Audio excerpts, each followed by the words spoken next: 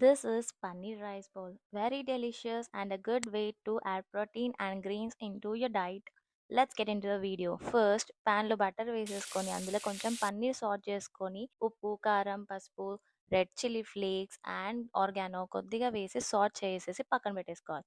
దాని తర్వాత కొద్దిగా బటర్ వేసి మీకు కావాల్సిన వెజ్జెస్ వేసుకోవాలి. నేనైతే broccoli, corn, bell peppers and green peas add చేశాను. కొద్దిగా లైట్‌గా చాప్ చేసిన గార్లిక్ కూడా చేయాలి.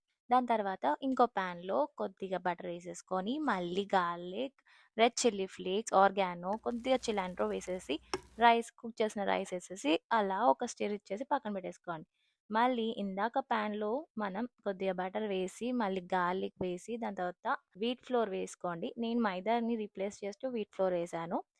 గ్రేవీ కన్సిస్టెన్సీని అడ్జస్ట్ చేస్తూ మిల్క్ పోసి దాని తర్వాత మనం సాట్ చేసిన వెజ్జెస్ యాడ్ చేసుకుంటే మీకు గ్రేవీ పార్ట్ రెడీ. వీటన్నిటిలో సాల్ట్ వేయాలి చెప్పడం మర్చిపోయా.